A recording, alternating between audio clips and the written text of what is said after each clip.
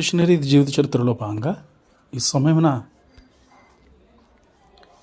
జోహన్నస్ థియోడరస్ van డర్ kemp అనే machinery జీవిత చరిత్రను మీ ముందు ఉంచాలని ఆశిస్తున్నాను.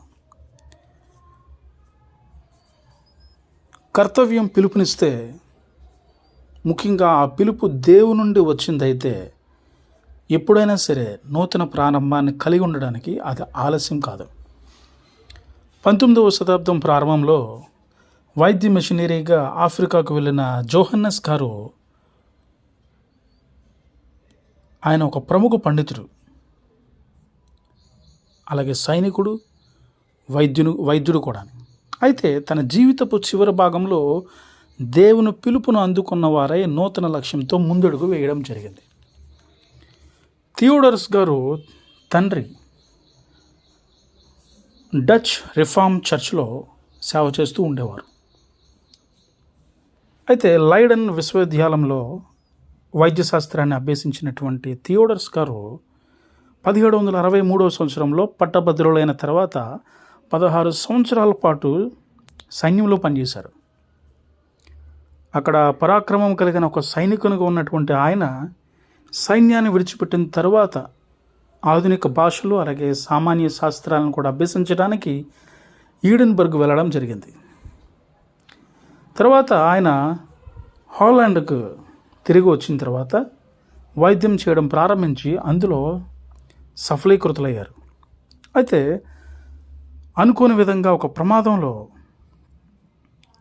ఆయన భార్య బిడ్డలు మరణించడంతో ఆయన గొప్ప శోక సముద్రంలో మునిగిపోయాడు. ఈ అనుభవం ఆయన్ని క్రీస్తునొద్దకు నడిపించింది. అయితే యేసుక్రీస్తు ప్రభువును అంగీకరించిన ఆయన తన మిగిలిన జీవితాన్ని ఆయన సేవ చేయడానికి ఉపయోగించారు. దాని ఫలితంగా ఆయన లండన్ మిషనరీ సొసైటీలో చేరిన తర్వాత ఆ సంస్థ ద్వారా ఆయన దక్షిణాఫ్రికాకు పంపించబడడం జరిగింది. తద్వారా 50 ఏళ్ళు పైబడిన థియోడరస్ గారు 1798వ సంవత్సరంలో కూడా నేరస్తులను తీసుకువెళుతున్న ఒక ఓడలో దక్షిణాఫ్రికాకి ఆయన ప్రయాణమే వెళ్ళారు. తన ప్రయాణం అంతటిలో కూడా నేరస్తుల యొక్క ఆత్మీయ అలాగే భౌతికపరమైన అవసరతలను తీర్చడానికి ఆయన నిర్విరామంగా పనిచేశారు. ఇలా ఉంటుండగా దక్షిణాఫ్రికాలో ఆయన వివిధ ప్రదేశాలలో పరిచర్య చేశారు. అక్కడి రాజు ఆ ప్రాంతాన్ని విడిచి వెళ్ళిపోమని ఆయన ఆదేశించిన తర్వాత ఆయన దక్షిణాఫ్రికా యొక్క సంచార ప్రజలైన హాటెంటాట్ అనే తెగవారి కొరకు ఒక ప్రత్యేకమైన సేవను ప్రారంభించారు.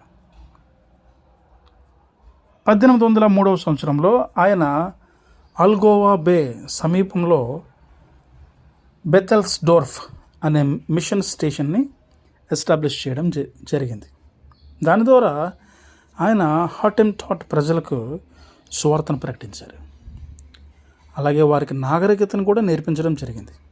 వారిని ఒక సమాజంగా తీర్చిదిద్దారు.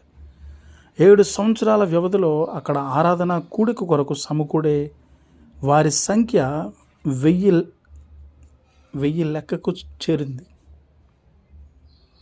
అక్కడ ప్రబలంగా ఉన్నటువంటి బానిస వ్యాపారం యొక్క క్రూరత్వం నుంచి మంచి మనసు గల ఈ వైద్యుడికి ఎంతో బాధను కలిగించింది. అయితే అతను బీదలైన బందీలను విడిపించడానికి తనకు కలిగినదంతటినీ వెచ్చించారు. చివరికి అతని ప్రయత్నాల వలన ఇతరులు సహకారం అందించగా హాటెంటాట్ ప్రజలు స్వేచ్ఛను పొందారు. 1811వ సంవత్సరంలో ఈ లోకాన్ని విడిచి ప్రభువు సన్నిధానాన్ని చేరుకున్న ఆయన పరిచర్య ఎక్కువ కాల వ్యవధిని కలిగి ఉండకపోయినప్పటికీ ఆయన ఆది సంఘం యొక్క అపోస్తుల వంటి ఒక అద్భుతమైన దైవ సేవకులు అని చెప్పబడుతుంది. చివరికి ధైర్యవంతులైన ఈ గొప్ప మిషనరీ ఒక గొప్ప సమాజం నుండి వచ్చిన వారైనప్పటికీ అత్యల్పులైన వారితో కలిసి ఉండి వస్త్రధారణ కూడా ఎరగనటువంటి పేద హాటెంటాట్ ప్రజల జీవితాల్లో వెలుగును నింపడానికి అన్నింటినీ విడిచి వచ్చారు. ఎలానగా వారు కూడా దేవుని ప్రేమను తెలుసుకోవడానికి అర్హులని థియోడరస్ గారు బాగా ఎరిగారు. ప్రియ స్నేహితులారా, దేవుని ప్రేమను పంచుకోవడానికై మీరు ఎవరిని వెతుకుతూ వెళ్తూ ఉన్నారు? అలా అయితే ఈ మిషనరీ జీవిత చరిత్ర మీకోసమే.